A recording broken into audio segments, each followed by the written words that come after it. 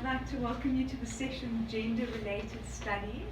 It looks like it's going to be a very promising session covering issues related to masculinity and control, violence, history and technology. I'm really looking forward to it. Each speaker will have about 15 minutes, and then I'd like to hold the questions till everybody is finished, if that's okay. And then we can address the specific speakers as we want to. So we have two people who didn't arrive today, Athena Murphy and Michael Kilbear. So they're not coming, is that for definite, or they might come? They might come, so we're open to that possibility, okay.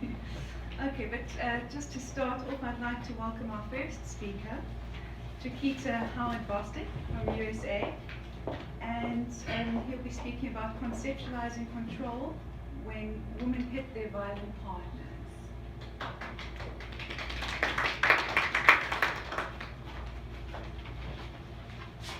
All right, I am the chair of the sociology department at Shepherd University in West Virginia, and part of my research I have explored the question of whether women have become or even can be as violent as men are, okay, in a variety of different contexts.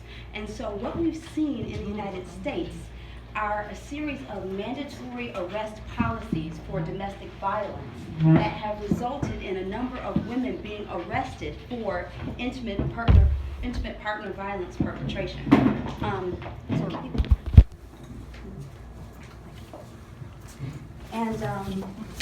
So just kind of, bring that together so that you understand the context. What I'm not trying to do here is to make it seem like the numbers of women perpetrating intimate partner violence are equal to the number of men who are perpetrating violence against women. But now we really have to take the time to explore how women are treated and how intimate partner violence is assessed and theorized now that women have been considered as being major perpetrators or primary perpetrators of intimate partner violence.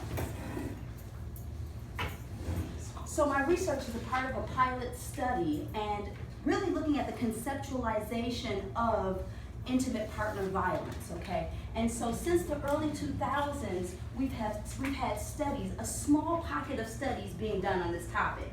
And so what people have done is they've taken these studies and they've reported high rates of female to male intimate partner violence.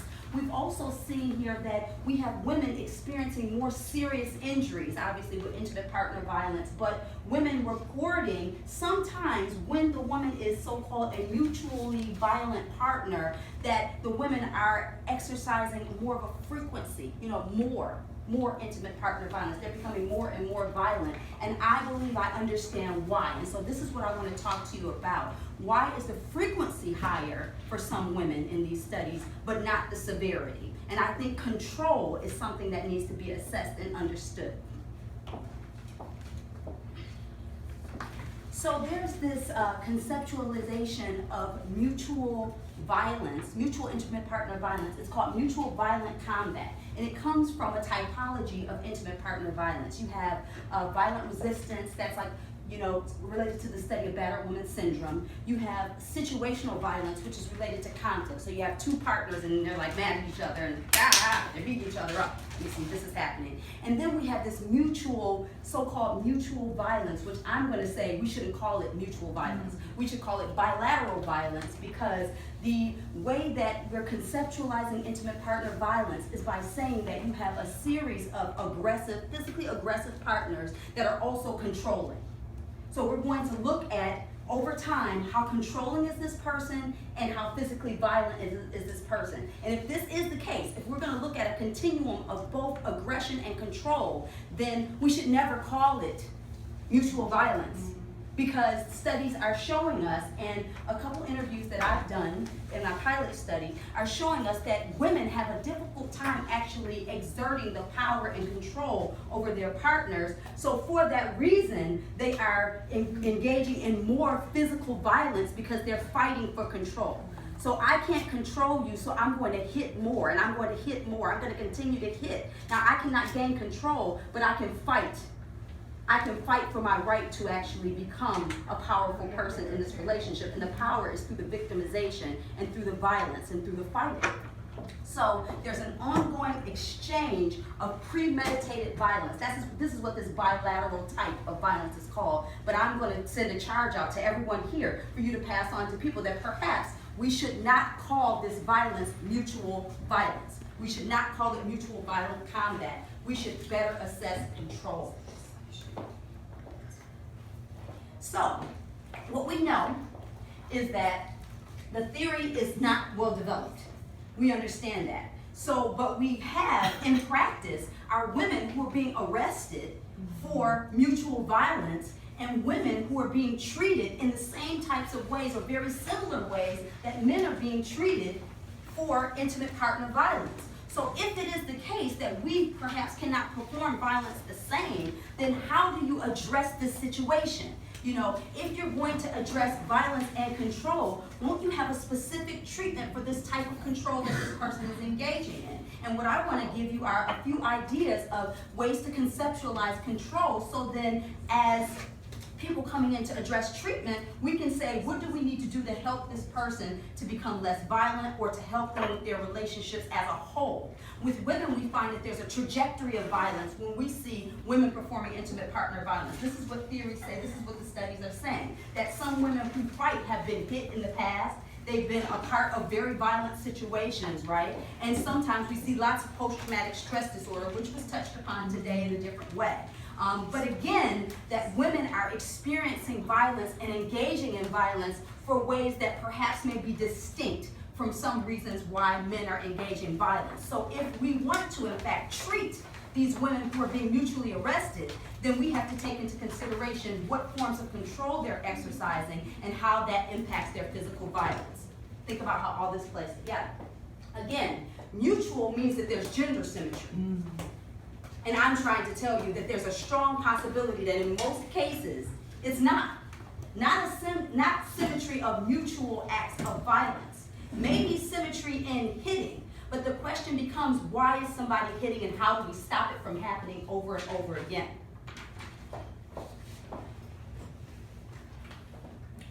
So, there's no single study that has examined control types. So although we say that there's a relationship between control and physical violence, we perhaps are exploring control during battered women syndrome.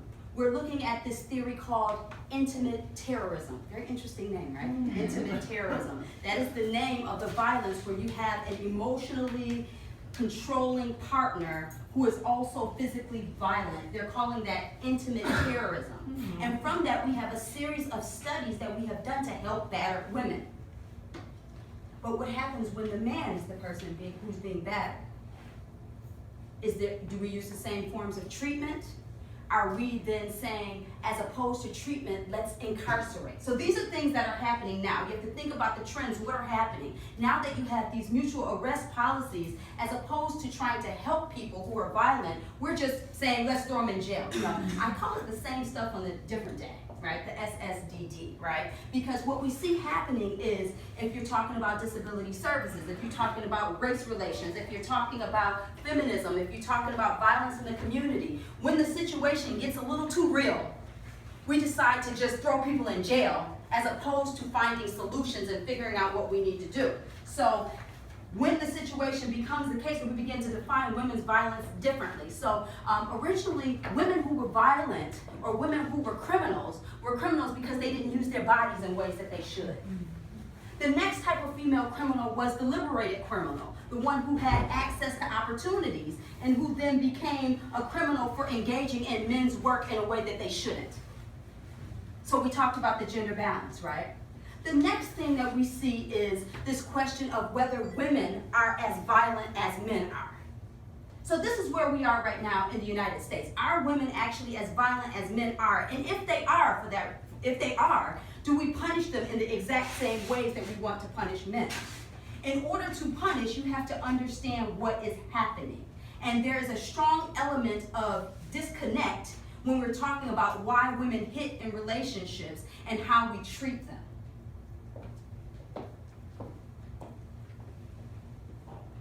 These were the findings of the pilot study.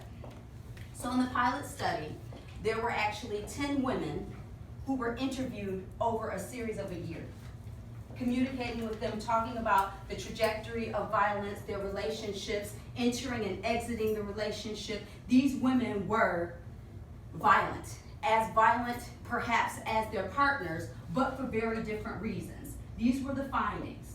So most of them failed to achieve coercive control.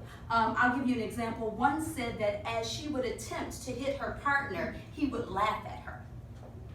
He would laugh at her every time she attempted to either fight back or to stand up for something that was important to her, which made her more angry, right? And then she would continue to be more violent or to come up with a variety of control tactics that she thought may perhaps allow her to win over the power in the relationship. And we would ask, why won't you just leave this relationship? Why are you still sticking around in this relationship?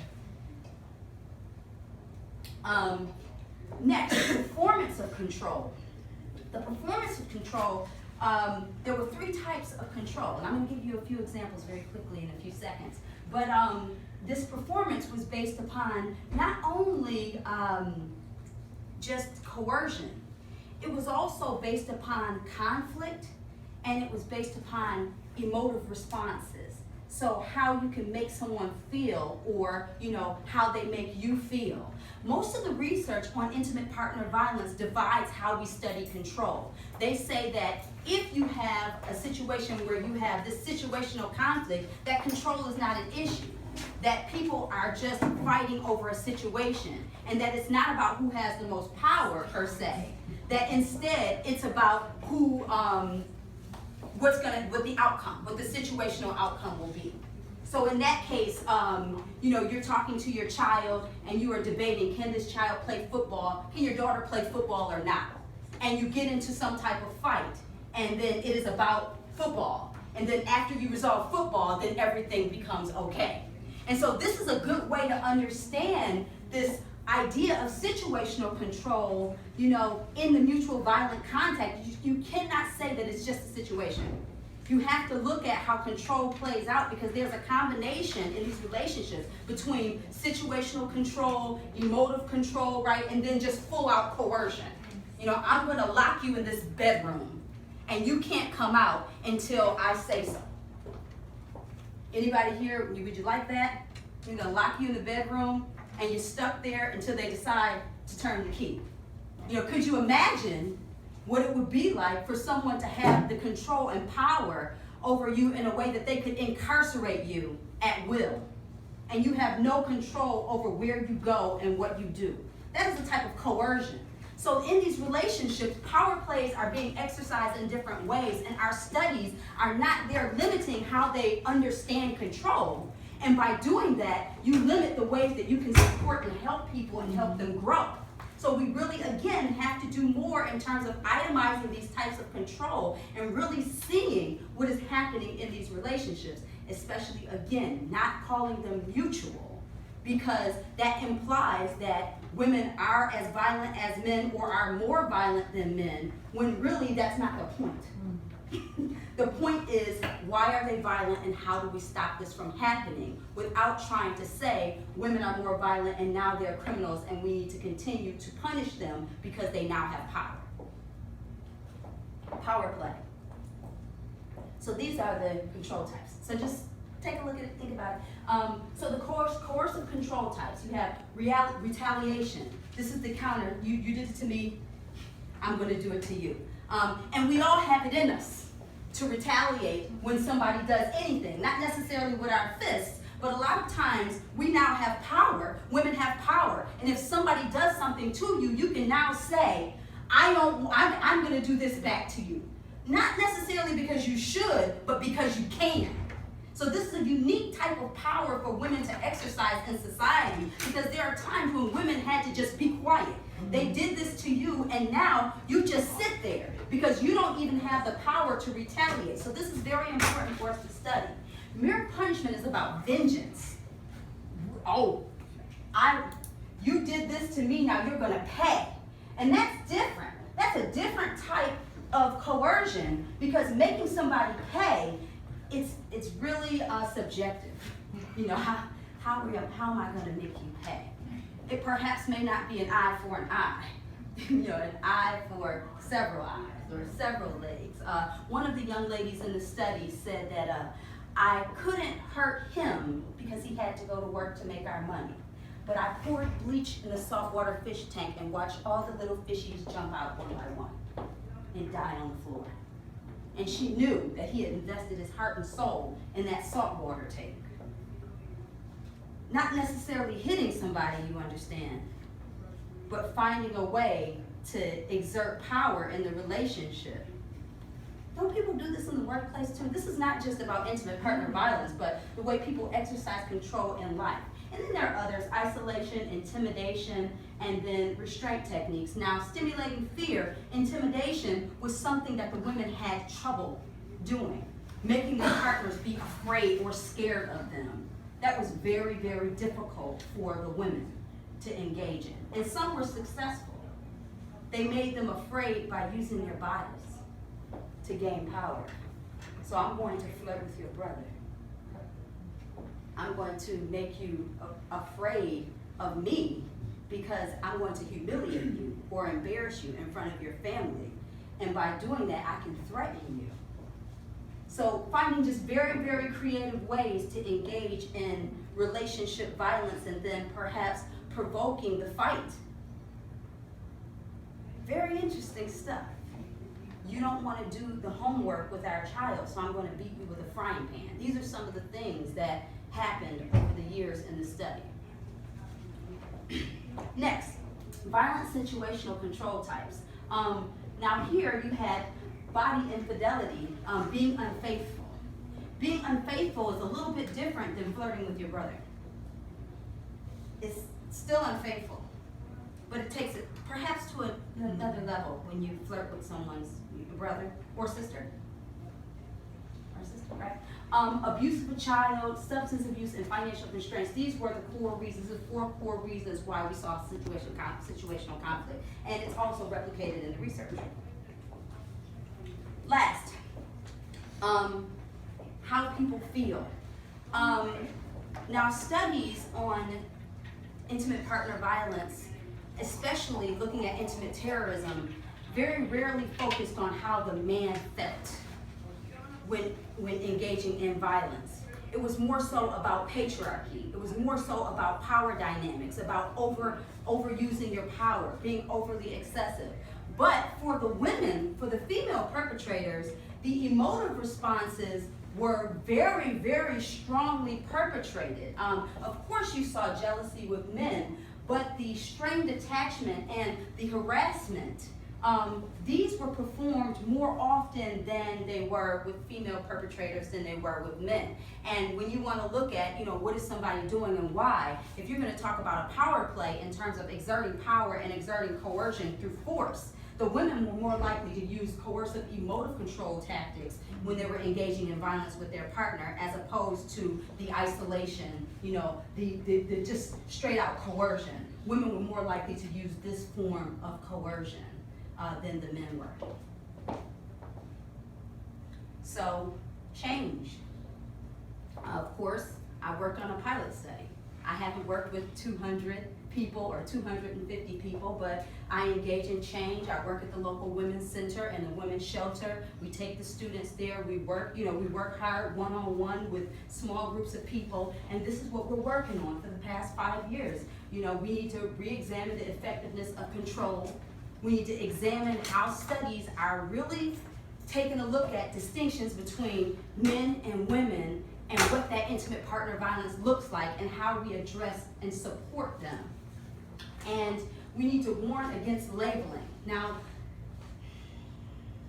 we have labels, right? We have stereotypes. We can't stop labeling people, but I think the term mutual is so hostile in this situation. It's so misleading that we need to warn against labeling these female and male partners as mutually abusive. Because primarily, a lot of times, the men are engaging in less violence than supposed, or the women are as well. And then last, I think we should use the term bilateral violence, or bilateral IPV. So I've been working with lots of people who do studies on intimate partner violence, saying just, please, let's just take this word mutual out of here, because it's just very misleading, and it lends to interpretations and statements and policy implications that do not match the findings of the study.